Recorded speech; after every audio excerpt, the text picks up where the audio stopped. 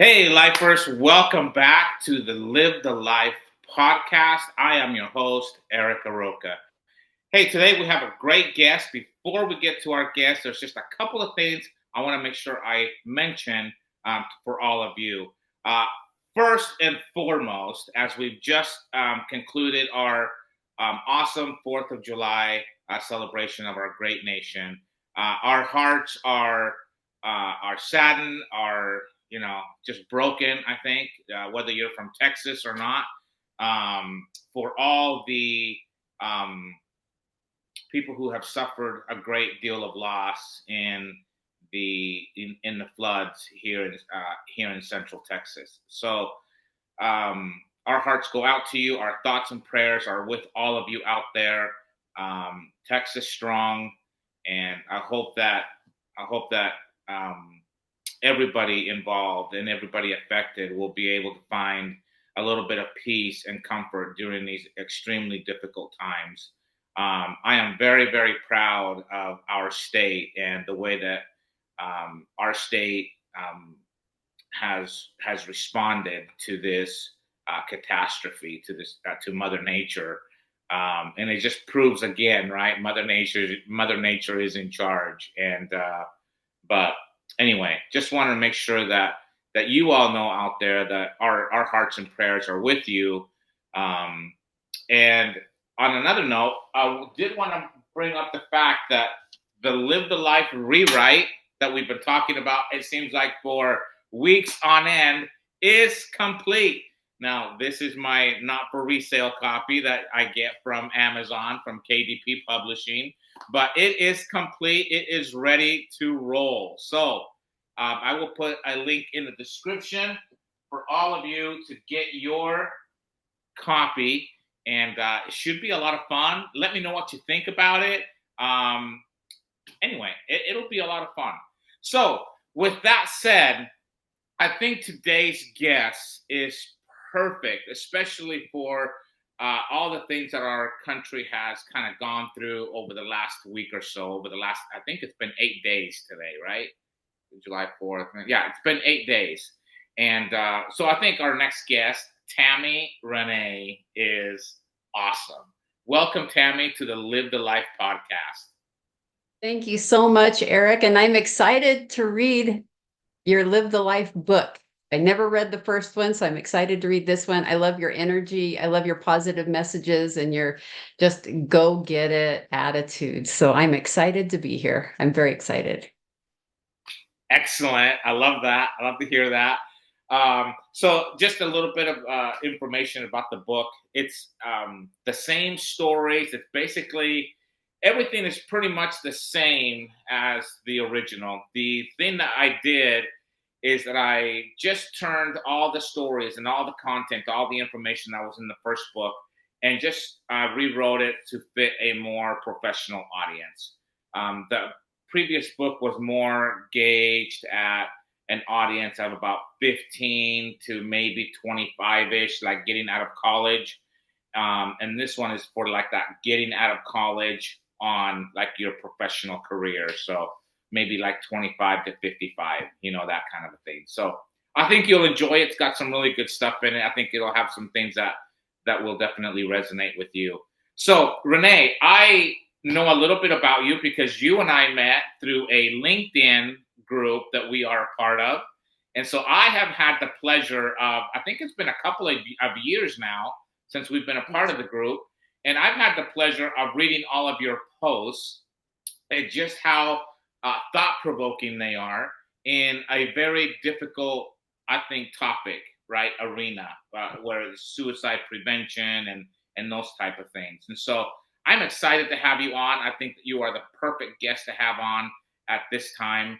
And so thank you again for coming on. So as we move forward, as we get started, Renee, Tammy, excuse me, I want to call you Renee. That's my grandpa's name, and now it's in my head, right? Grandpa Renee. So Tammy, tell us a little bit about yourself, and yeah, we'll go to that point. Okay. It's hard, it's kind of hard to encapsulize what it is I would like to share about myself. Um, I am a writer, I am a speaker, and I am absolutely an advocate for hope in healing. Regardless of where we start, we can build a life that we can thrive in, even if it doesn't look like anybody else's life, and even if it doesn't look like the one maybe that we originally imagined. My background is I was raised in a very abusive home, physically, sexually, mentally, emotionally. Of course, that goes all with it. And even in a cult type setting, often with my parents in charge. And I have, because of those experiences, they were too traumatic for me to deal with at the time. And God, in His mercy, allowed me to have those things kind of boxed away.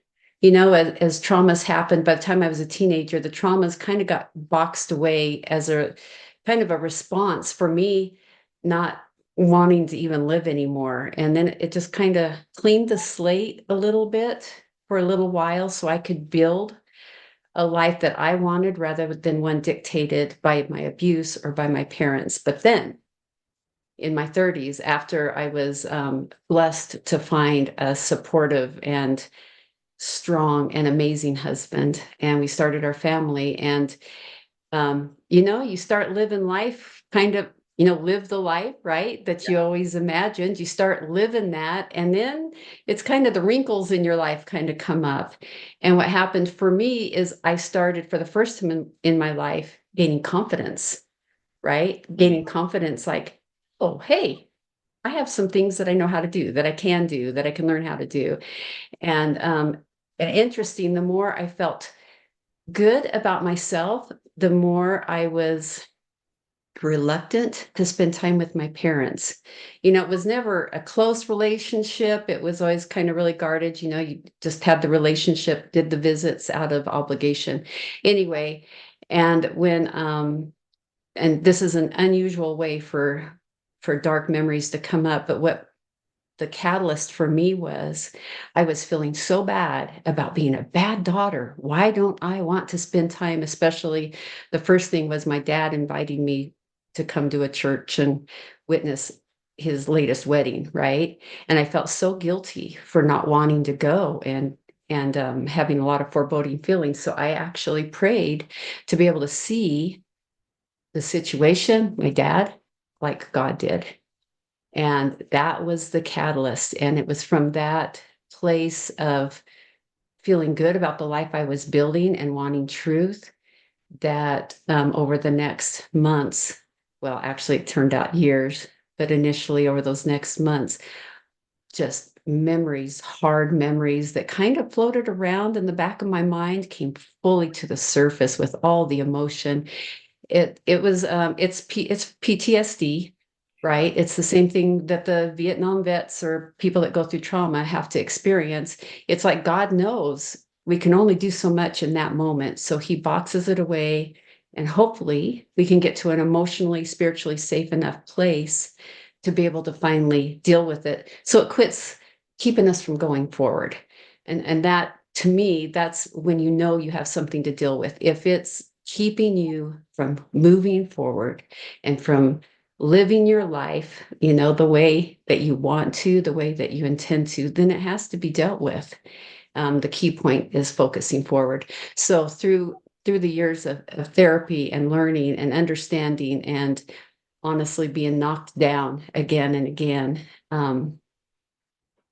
I've gained a lot of insight, strength, and things that I want to share with other people. And so I did write my book. I've got a copy behind me, but my book, Miracles in the Dark, how I reclaimed my light, and to tell that journey. And the reason that I do that and talk about the hard things is because if we're not willing to share the hard things and be real about the difficulty of the trials that we are going through or have been through, then the messages of hope don't carry a lot of weight.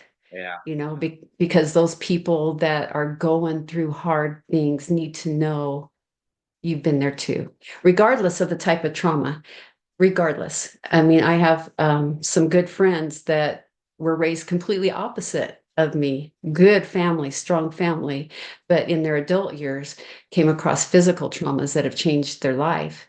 And it's interesting, the hard stuff looks the same, the hard places that you end up in, but also Yeah. so many of the answers are the same.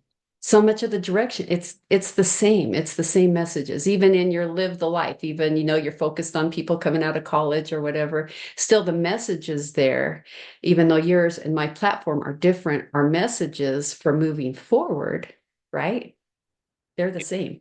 Yeah. Very much. So, Yeah. Yeah, that's a great story. I mean, wow, that's a lot of trauma, right? Like yes, I can't imagine that. But I love what you said, that living the life is possible.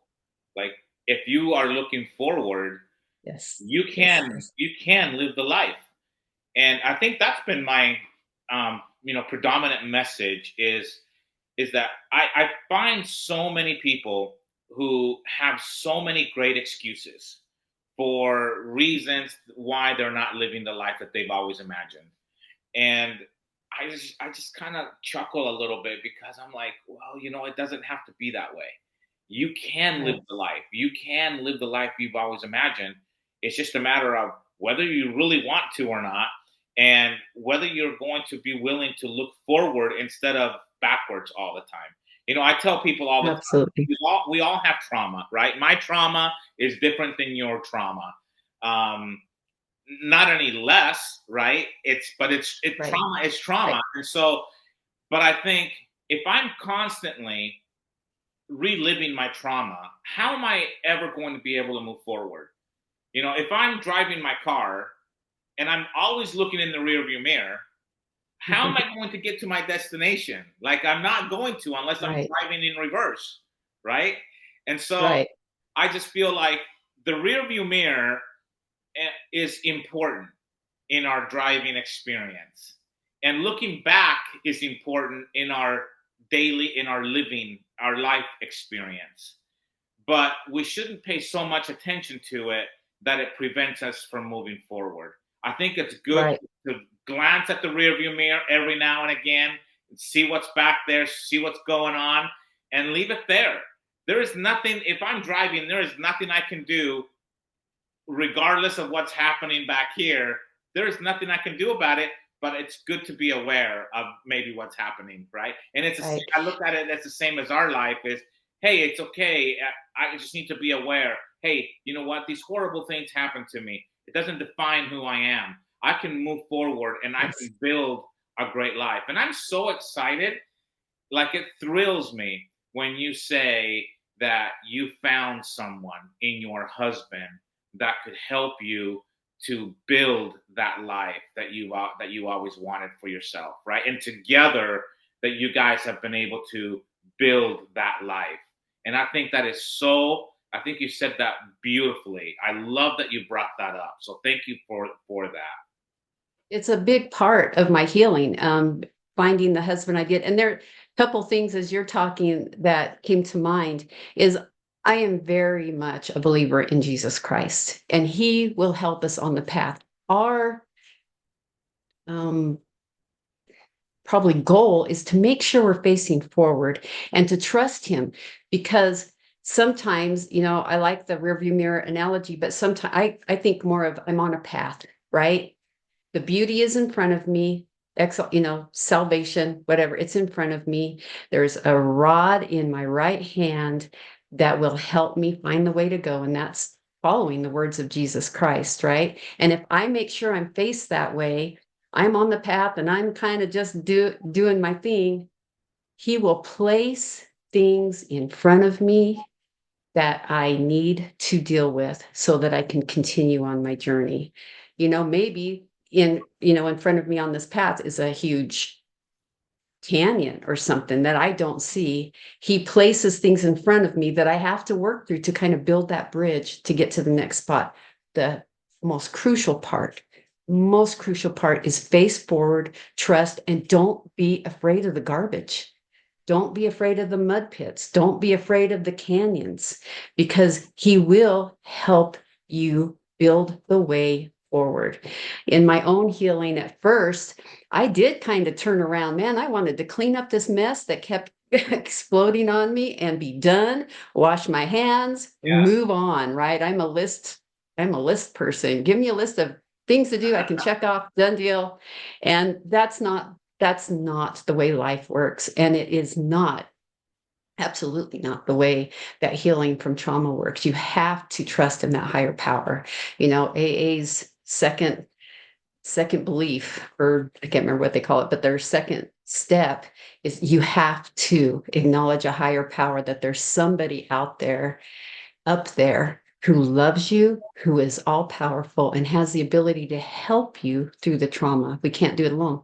We Yeah. just can't do it alone. And there's actually no human being that can, just one human being that can help us through. We have to rely on higher power in conjunction with our network that we build, professional, like therapists when we need it, friends, family members, people that help us and encourage us to move forward.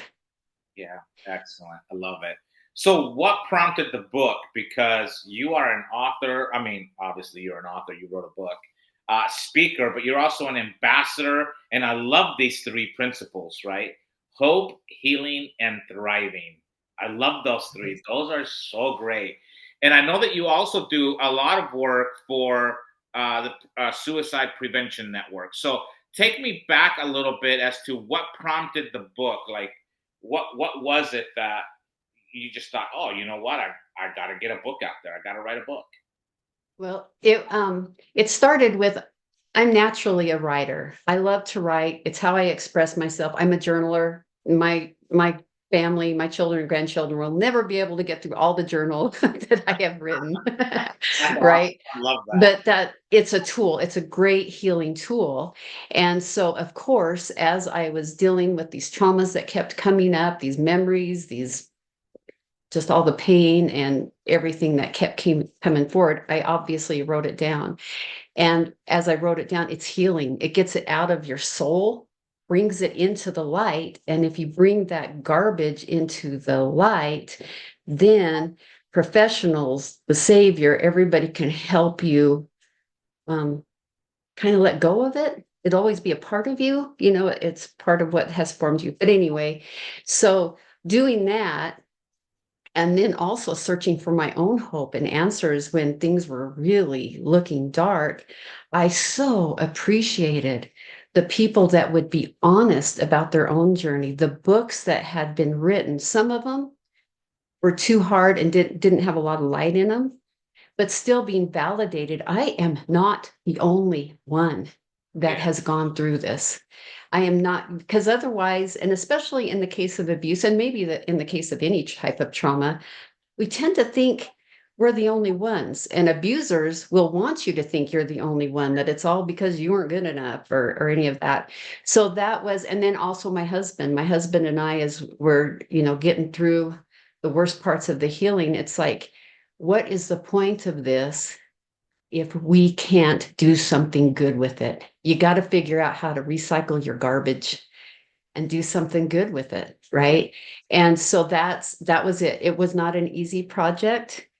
Very difficult to fine tune it. I am very proud of the fact that even though it addresses hard things, it is a light-filled book, Yeah. because I made, because that was the point. But I couldn't just write the light without Yeah. validating the light. So I wanted to kind of give back what people had given me by sharing my story.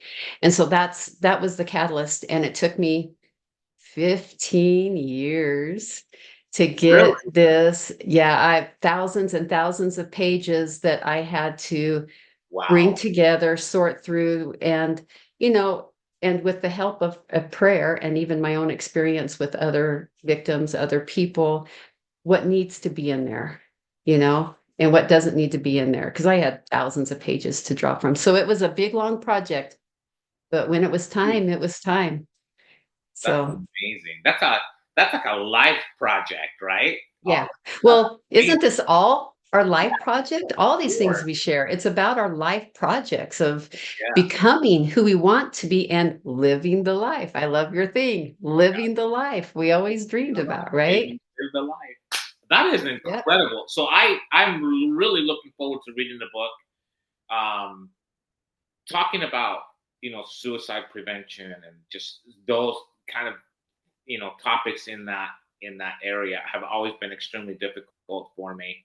I've been pretty fortunate over the last probably year and a half to read a few books on that subject and trauma and how we overcome trauma and things. So I'm really looking forward to reading your book and learning a little bit more about it. Um, that's one area that I felt like a few years ago that I needed to grow in, and so although I have grown in it, I can always grow more. And so I'm really looking forward to learning more from your expertise on that. I will make sure that we have a link in the description for Tammy's book for all of you. So don't hesitate. Listen, if the book is anything at all like her LinkedIn posts, it's going to be an amazing book because I feel like every time you post something on LinkedIn, I am just like, oh my gosh, Tammy did it again, right? It's like Oh, because thank you. you get me thinking, and sometimes you bring up things that trigger a memory or whatever about my own life, and and it helps me through those difficult moments in my life. And so just thank you so much. If like I said, if the book is anything like the LinkedIn post, it's going to be exceptional. So I I'm looking appreciate forward that. to getting my copy, and but I'll put a description. I'll put a link in the description for all of you out there, all of you lifers. Go out and get your copy from Tammy René. All I right. appreciate that. Wait, I do need to, with my book, I do need to let people know, especially if you have gone through severe abuse, there might be triggering things in it. There are some hard things in it, but it is a book of light and hope. Yeah. But you got to talk about the hard stuff. So Yeah. just a heads up on that. Yeah. So, Excellent. There's gonna be plenty of light, y'all. Plenty of light. So yep. that's good. That's good. Hey, how did you become a speaker? Um, Actually, originally, I kind of just fell into it because you share in your little groups and with different people your whole healing process, right? I mean, that is such a big part of the healing journey, is to be open and share, right? Yeah. And so in doing that, then word gets kind of spread around, and we had actually in our church congregation, our larger church congregation, there were a lot of other women that kept coming to the leaders with concern, trying to work through childhood abuse issues, current abuse issues, and those kinds of things. And so they asked my husband and I, the leaders asked my husband and I to speak to a congregation of about 250 people. So not enormous, but big enough, and That's share, just kind of share our stories and what we've learned. And by the way, in my book, my husband did write a chapter, what he learned in this whole process as well. But anyway, so that's how it started. And then in the meantime, I'm working on my book, continuing their healing journey. And as I published my book, I'm like, you know what? I want to purposely, get on the stage and share my story wherever I can. And so that's how that happened. I feel like any platforms, any voices, any ways we can join the voices of hope and encouragement that are out there, we need to do it. We need to share with each other. We need to give that strength, because it's like together we get that strength, and that, you know, yeah. and then, I can be falling down, but you're doing okay. And it kind of goes like this. We just kind of lift each other along the way. Exactly. I can't. Yeah, like I said, I can't even. I don't think I could even tell you the number of. And I'm going to bring this up again. So if I embarrass you, I apologize. But I can't tell you the amount of times I have read one of your posts and it has, and I felt uplifted from it. Right? Maybe I was having a bad day. Maybe things were just a little bit off, or whatever was going on in the day. But I read it, and it's helped me. It's given me a little piece of light, right? To For me to recognize, Oh, hey, perfect. we can keep going. It's okay. Like it's fine. Just keep keep Oh, keep heading in the right direction. You're gonna be fine. And so just that little piece of light is so crucial. I think social media, I love social media, by the way. I am not a social media hater. Um, I, but I do see I don't want to say evils of it, but I do see where we can definitely get ourselves into trouble with social media because we paint a picture, and I'm guilty of it. We paint a picture of our life that is not real, right. right? And so I think the more real we can be with each other, obviously, that's where true growth happens. That's where we can uplift people. That's when we can share our light with others. And I think it doesn't come from moments of success in our lives. I think that comes from moments of where we're willing to be vulnerable and we're willing to be authentic to our trauma, to our pain, to our life in general.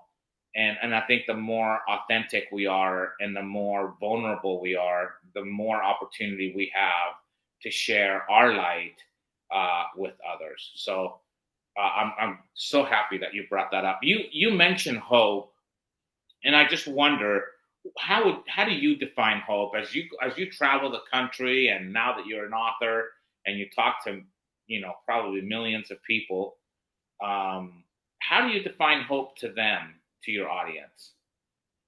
I that was interesting, in preparation for this, thinking about what my definition of hope is, because I've never really put it in a um, specific definition, like dictionary definition. But for me, hope is believing that there is light just beyond this dark that I'm dealing with.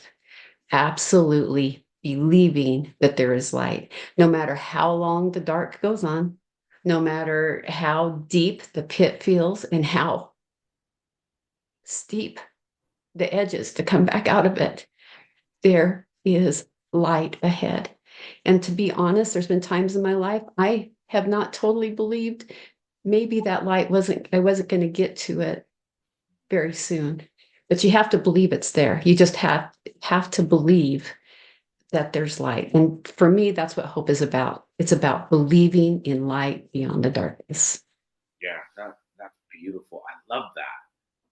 I love that. That is so great. That triggered a thought that you brought that up about light. And my wife and I were in Bryce Canyon, just outside of Bryce Canyon.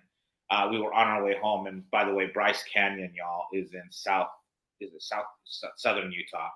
Right. I want to say southeastern Utah, but I'm just in southeastern Texas, so I have that in my brain all the time. But it's in southern Utah, and it's one of the great national parks. And we were coming out, and there was a storm, and the clouds were black. I mean, not gray, not dark. They were black, right? And it was just pouring rain. And we turned onto the main highway, and the storm had just passed us. It was just going by, and I I like swerved, got off the road, slammed on the brakes, skidded to a stop. And my wife was like, "What are you doing? Like, what's wrong? What's going on?" And I'm like, "I got to get a picture." So I took this picture on my tripod. I had a big fancy camera because I dabbled in photography a little bit, but I put it on the tripod, and at the ground level, it was a field of yellow grass, as yellow, as vibrant yellow as you can imagine. It was a it was like a sea of yellow grass. In Wow. the distance, well, and then above that was gray clouds. So the big, dark, hairy, scary clouds had already gone by from the storm. But what lingered was these, uh, gray clouds that were obviously still had plenty of moisture in them, right? Because you could see like the rain bands every now and again. Right. But in the far distance, like on the horizon, the most interesting thing, blue skies. And I thought for a moment, and I thought, you know what? No matter how scary the storm, what's beautiful about it is it's always temporary, because on the other side of the storm is always light. It is Yeah. always blue skies. And that got me thinking about my own life and my own personal trauma and difficult things that I've gone through in my life. And it just reminds me that, hey, you can weather the storm. Like, you can weather the storm. You got this. Because on the other side of that storm is light, right? Is blue skies. And so I'm so glad that you brought that up about hope. And by the way, for not having a great definition, like you said, you sure came up with a great definition. So that was nicely done. Um, Thank you. let's see. Has there been a moment um, on stage, and this doesn't have to be like a formal stage, but um, whether whether someone's read your book or heard you speak or read one of your incredible LinkedIn posts, has there been a moment where it has reminded you, this is why I do this, this is why I'm an author, this is why I'm a speaker, this is why I'm an ambassador of what was it, hope, healing, and thriving? Right. Um, Actually, it was way before um, I had formally decided to be a speaker or anything like that. But again, because I shared my story, I had an opportunity to speak to a small group of women, right? And just to try to share, like on my website, buildonthelight.com, I have some resources, and it's called Healing Truths, and then also truths for friends of victims of abuse, right? So that was kind of my presentation. So I did my cute little presentation and had my cute little handouts and talked a little bit about the hardship, but more about tools, just basic, simple tools to help us get through the dark stuff. And for me, every time I've spoken, on the stage, it's amazing because when you're in front of people, whether it's a tiny group or a larger group, when you really start being vulnerable and sharing, it's like there's a hush that falls over, there's a connection that you can feel. And to me, I feel almost lifted up into being my real self. I can't explain it, but the more impactful things are the moments afterwards. And the first one I had, which probably made me go, you know what, I want to do this more, was after this little meeting that I did and the simple sharing that I did. I had an older lady come up to me and tell me that she had a friend that was really struggling, that had been in emergency mental health facilities several times and was really struggling, and asked if I would be willing to talk to her. And so we set up that meeting. I found out a little bit more about the lady, so I was kind of prepared, you know, Sure. with what I needed to do. But in that relationship with that lady, I learned so much about the diversity of our healing journeys. And where the life that she was trying to build looked nothing like the life that I had. And honestly, it was a bit humbling. She had many more struggles than I had. It kind of brings you into focus on, wow, the blessings that we do have. But learning that, and then learning things about the importance of guarding against relationships, codependent relationships, guarding against feeling like we need to go save anybody or we need to fix them. All we can do is share our tools. They need to figure out what tools to use, how to use them, and they need to figure out what kind of life they're searching for, right? Or that they're trying to build. And so that was super impactful to me because it opened me up to so much more understanding to other people that are also struggling, you know? Yeah, very much so. That's awesome. Aren't those experiences just great?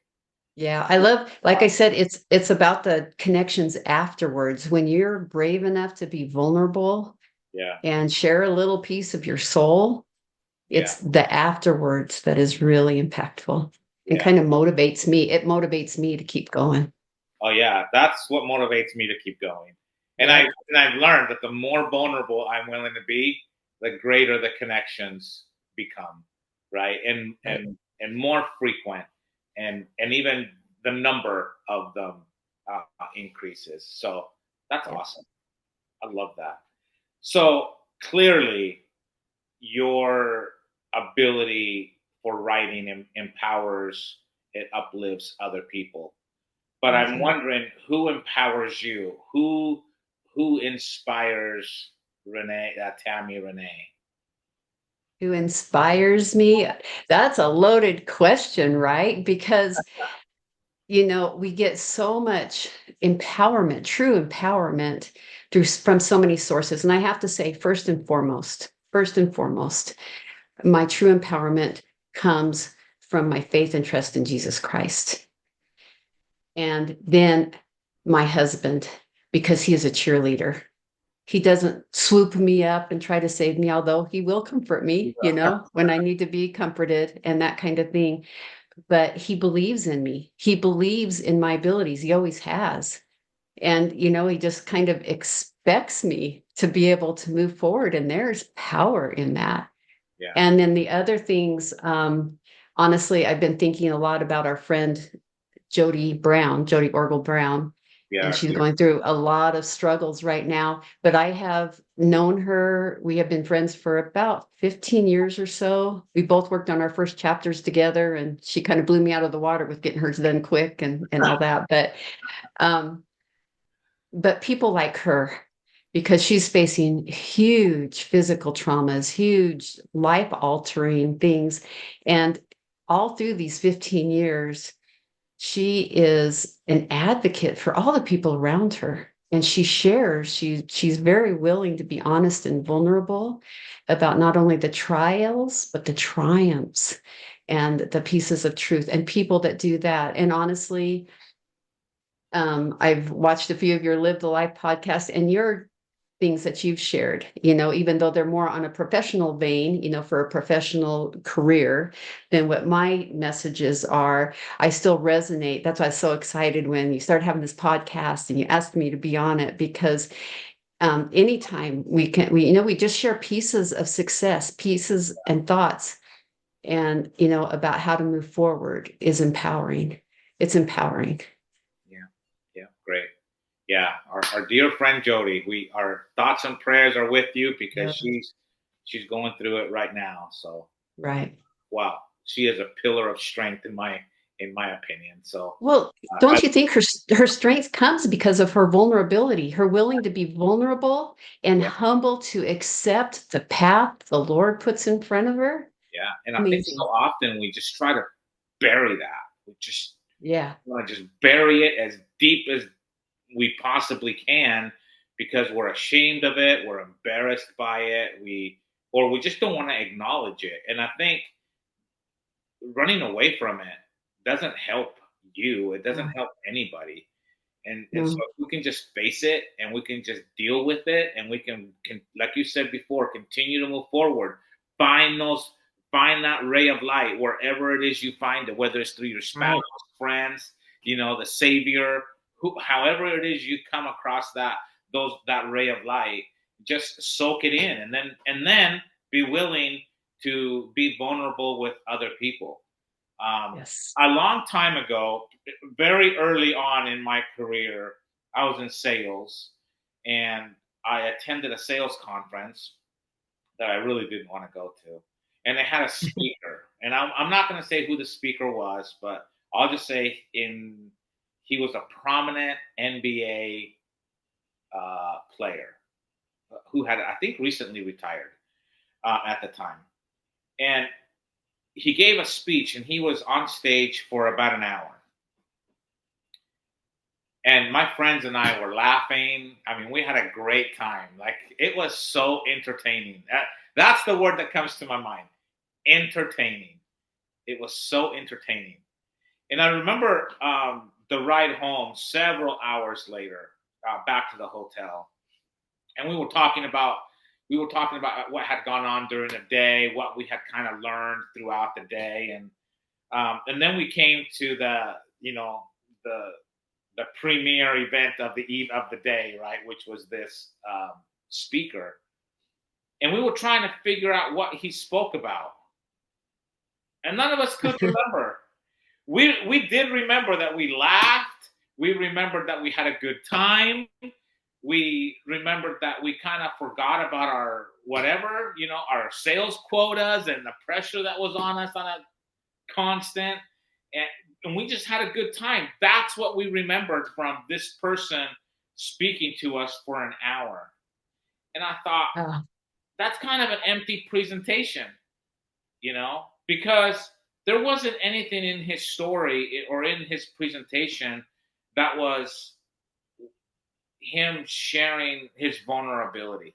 And I think that's one of the things that I've learned from Jody is that, she's willing to share. She's willing to be vulnerable. And because she's willing to be vulnerable, it gives me the courage to be vulnerable about my very insignificant things compared to her physical, right. challenges. And so I feel like the more vulnerable I can be in my life, all the better. If it helps just one person, job done, right? Right. Done. Right. And I think more of us need to stop burying our trauma, our uncomfortable experiences, and just embrace them. It helps make you who you are when you embrace them. And I'm so grateful for the challenges, as difficult as they may have been. I'm so grateful for them because I feel like they have helped shape me to be the person that I am today. And have you had that similar experience, Tammy? Oh, absolutely, absolutely. And that's part of the hope too, is that there's just better things. There are better things in store. And I think for me, it's finding out there is so much more to me than I ever thought there was. Abuse, especially childhood abuse, it just kind of buries you, right? It buries the real you under all the garbage. And so the more that we can be vulnerable and share, the more the more we can be ourselves, we can grow in to the person I think that we always were, only new and improved maybe, but also the vulnerability builds connection. I Yeah. have a great story years ago when I was first married, and at church we have this women's organization, and there was this lovely lady that was our leader. And she had all the kids that always looked perfect, and she always had a smile on her face, and she always shared all the good stuff, right? But that was about the time that I started having to deal with all my garbage. But what happened, as much as I admired her, like, wow, I want to be like her, um, I felt disconnected. In fact, in that women's organization, with her leading, I really started feeling like I don't belong here. I don't belong here. I'm not good enough. All the old tapes in my head really played. But then later, when I had an opportunity to serve in a similar way, although the lady that was above me that I was learning with, she wanted for me to share the hard things. And what I found is, so when I started reaching out and being willing on individual levels to share what was really going on, because at first you're right, you're ashamed. You're like, oh my gosh, this is so embarrassing. Yeah. I don't even know how to share it. I don't want to share it. I don't want this to be part of who I am. But once I was willing to do that, holy cow, that same group of women became a connected. There were some, there are some people, they don't want to hear about your hard stuff, and that's okay. Everybody's got their thing and how they do stuff, but being with people that are willing to share the hard stuff forges more connections. And I think it helps us to really see other people more like they really are. Like, I had a lady that was a friend. She was an older lady, and she was kind of, I don't know, rough around the edges, kind of get things done kind of girl. And I never really felt connected with her. But she came over to bring me a meal or something. I don't know, somebody was sick. And so we visited for a while, and I was having an especially hard day that day. And for some reason, I felt like, you know what, with this hard crusted lady, I'm going to share about the sexual abuse that I'm trying to deal with, by my dad. And she was quiet for a minute and she started bawling. And here she was, 67 years old. And she Wow. told me her story of sexual abuse when she was younger that she had never told anybody. So what I learned is, you don't know what's behind whatever facade we all carry, have a little bit of a facade that we carry around, right? And you don't know. But when we're being willing to be vulnerable, it allows other people that need to or want to be vulnerable to also share, to open up, and really isn't this life about connection, forming good, strong, healthy connections? And you can't if you're not willing Yeah. to be vulnerable. Yeah. And I think that's why I connected with you, because I got to read about your vulnerability. Why I came so connected with Jody, because she's willing to be Mhm. vulnerable. And I've noticed that as well, that the more that the people that I'm really connected to are the people that I can sit there and say, okay, if they can do it, I can do it. Like, they did it. Yeah. And it's not if they, I shouldn't say if they can do it. That bothers me. I should say instead, they did it, so I can do it. Right. Right. Or they're doing it, therefore I Right. can do it. Um, Right. and so, yeah, I just, I think that we have to move towards having a society more built on connections than social media fluffiness, Yeah. you know? Because I think, Right. oh, you're a social media influencer, and this doesn't speak to all influencers because I don't think that they're all the same.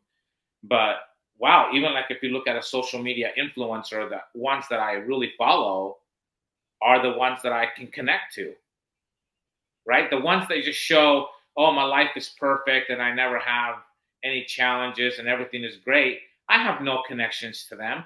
Just like this Right. NBA player, I had no connection to this person whatsoever, right? Right. There was nothing vulnerable about the presentation, so there was nothing for me to connect to. Yeah, very, very powerful. Good stuff. I love it. I knew having you Right. on the podcast was going Yeah. to be. Oh, I could talk with you for hours. Me too. I never get tired of talking to you. You're awesome. All right. And I think you answered this a little bit, but I just want to make sure that it's really clear. So I run into a lot of people that say, why me? Why Right. did this? And you name the horrible thing or the tragedy in their life. Uh, for example, right now we have, you know, thousands of people, um, suffering from all the floods that have been not just here in Texas, but we have some fatalities and loss of property and life and what have you in New Mexico. We've had floods, I think, in the recent days in I think North Carolina and even in New Jersey. And so whether Right. it's like Mother Nature or it's just something else, you always hear people say, why me? Right. And I've been guilty of this too. So this is going to be really good for me. How do you help others move from why me to what now? I think the answer is varied. And I think the important thing, the one thing I've learned, like my work with the Suicide Prevention Network and facilitating PTSD groups, is everybody has to own their own journey. And it's okay if some people are going at a slower pace or a different path. But one thing that is really, really important is first, you know what? We got to allow ourselves and other people to ask that question, why me? Get the emotion out about it. God doesn't want us to pretend like everything's okay all the time. I've been mad at God. I've told God I am mad because I don't get why this had to happen. However, I am willing to trust you. Just help me figure out how to move forward. And so I think that's first and foremost. We have to allow the grieving. I mean, I love in John chapter 11, I think it is, Jesus wept, Oh yeah. right? He sat down with Mary and Martha and he cried too, knowing what he knew and the power that he had. He cried too. And so I think that's something for us to remember, that um, we each individually have to come up with the time when we're ready to look at what now. And so as a friend, hopefully, you're connected with your friends enough that when somebody comes to you with the why, you can just reassure them that Yeah. even if we don't know why, we can still figure out what now. What do we want to do now? What would God, if God didn't erase this hard thing from my life, what would he have me do now so that I can move forward? And the whole point, moving forward, building those bridges over the pits, digging, building a ladder to get out of the pit or whatever it needs to happen. And so for me, it's more about, as someone that is struggling and still looking, for forward motion on my healing journey, it's about me deciding that, okay, it's time to shift my vision. What now? It's okay for me to sit on the path and cry and scream and be angry or whatever I got to do. But then comes a point where you're like, you know what? I guess you get to a point where, is this why helping me or hindering me? No, there Is you me asking why helping? I mean, because sometimes the question why can lead you to answers, that help your forward progress. For me, the whys, it was more about, why does it have to be so bad? I get it. I get it. We all go through trials. That makes us stronger, blah, blah, blah. Right. But why did it have to be so bad? Yeah. Why does it have to be so horrific? And anyway, so I did get to a place in my healing where I realized I was stuck in the anger. I was stuck in the injustice and pity party. I was stuck there. And so I, you just kind of know when it's time Yeah. to start asking, okay, God, what now? What now? Yeah, I love that. That's good stuff. And it's interesting that you bring up that scripture, right? Because it's the shortest scripture, right? And Right. powerful scripture, Powerful. in my opinion. There's a lot of great powerful scriptures, but I don't think that there is one verse that is more powerful than Jesus wept. Right. Short, sweet, to the point, and soak that in, right? It validates us in our feeling sad. Just because we have faith Yeah, doesn't mean we'll never feel pain or sadness or despair even, yeah. right? Our I faith helps us through it. I realized too that I agree with what you said, that we have to acknowledge the why me. It's okay to ask the question of why me? Why did this happen to me? But it's kind of like that analogy that we talked about earlier, right? Of driving in your car. The why Mhm. me is the constantly looking in the rearview mirror. And although I think it's important to ask that question or to look in the rearview mirror, I think that when it overtakes us is when it hinders us, right? Is when we can't move past the why me. And we use the why me as a weapon. I know Yes. lots of people who use why me as a weapon, and they've learned how to weaponize it and they use it often. And so I think that prevents us from asking that question of what now. So spend maybe not as much time in the why me and spend more time in the what now. And I think, And maybe with your car analogy and the rearview mirror analogy, even when we're asking the questions why, always good. Am I looking out? Am I looking in front of me? Am there I you go. looking forward? There Or you go. is this why becoming so encompassing that I find myself just not Yeah, even not even putting it in reverse, but actually turning around where yeah. that's my whole focus. I And like that. I That's think the good. what now is the looking forward, right? The why Yes. me is the Yes. rearview mirror. The what now Right. is the windshield, is you looking forward, you building the life you've always wanted to build. So, Right. excellent. I Tammy, love that. I need to have you back on the podcast soon because I could continue talking to you about this forever. Oh, This feels like. I, So, I love it too. I love it too. just in closing, Tammy, I want to give you an opportunity because of your expertise in this field. I know that somebody is out there listening right now, right? We have a listener out there right now listening to this episode. We have people all over the country who are struggling with their own why me and the devastating things that they're having to live through, especially all of our flood victims. Um, and they maybe feel stuck, maybe a little broken, and they need to be able to find that breakthrough. What what advice would you have for those people at this time? Hang on and focus forward, just what we've been talking about. But also, kind of, you had asked me at one point what my mantra is, what message, and I have several of them. I'm kind of a wordy person. However, I think my main thing is that believe that there are pieces of light even in the darkest places. And if we can pray to have eyes and a heart open to those, find those pieces of light, own them, let them seep into our heart, and then that's what we build our future on those pieces of light that are scattered everywhere. And it's interesting, the initially the dark may look like it's more than the light, but when you focus on it, that light dissipates. It's kind of like if you're in a dark closet, right? If Yeah, you and there's a light room outside, and if you open that door, the light permeates the dark. The dark does not permeate the light. yeah, But that's what I would say.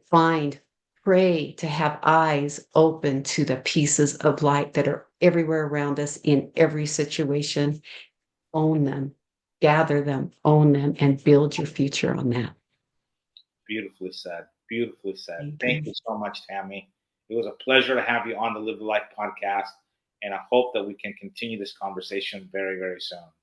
Absolutely. Thank you. And thank you for all the good work you do, inspiring people with your good, positive energy. I love it. Thank you. We're trying. I'm trying. We'll keep the good. We'll keep up the good fight. Yep. Yep. Thank you, Tammy. We'll talk soon. Okay. Thanks, Eric.